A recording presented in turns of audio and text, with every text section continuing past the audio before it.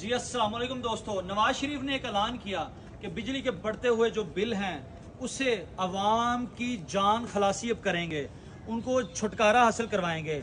ऐलान यह किया गया कि जो भी शख्स बिजली इस्तेमाल करता है उसको पर यूनिट 14 रुपये जो छुटकारा वो हासिल होगा, यानी कि 14 रुपये का रिलीफ है।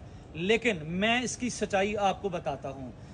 इन्होंने ऐलान किया कि 500 यूनिट तक, हालांकि तक ऐसा नहीं है, जो शख्स 100 यूनिट तक इस्तेमाल करेगा उसको पर यूनिट 14 रुपए का रिलीफ मिलेगा। यानी कि अगर 60 रुपए का यूनिट है तो आनू पेगा सीधा सीधा हिसाब ला लो, यानी कि 14 रुपए माइनस करो 46 रुपए का, 70 रुपए का तो 14 रुपए माइनस कर दो। जी असल मेन प्रॉब्लम है वो है टैक्स। ਜਿਹੜੇ 15 20 18 20 किस्म के ਜਿਹੜੇ बढ़ते हुए टैक्स ने साड़ी जी जान खलासी करवानी है नवाज शरीफ साहब, वो बढ़ते हुए ਜਿਹੜੇ टैक्स ने उन्होंने तो कराओ। 14 रुपए तो नहीं, हूँ देखो ना एक यूनिट 60 रुपए का 14 रुपए माइनस करो, तुम अगले 2 महीने बाद 80 रुपए का यूनिट कर दो तो अपने नंबर टंगन वास्ते तुम कहो जी असं तो 14 रुपए चो रिलीफ दिता है। और भाई जी ऐसे 14 रुपए की सानू लोड़ नहीं गई। सानू अगर तुम साड़ी जान खलासी करवानी है तो जो बढ़ते हुए बिजली के उत्ते टैक्स ने इन्हों की जान खलासी कराओ।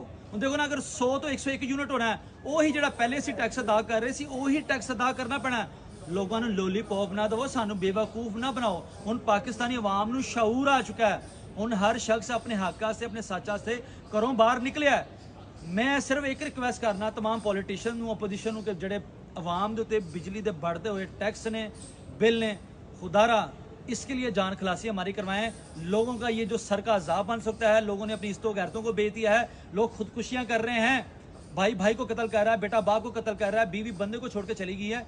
खुदारा ये तमाम रोज़े मैशर आपको इन तमाम चीज़ों का जवाब देना पड़ेगा।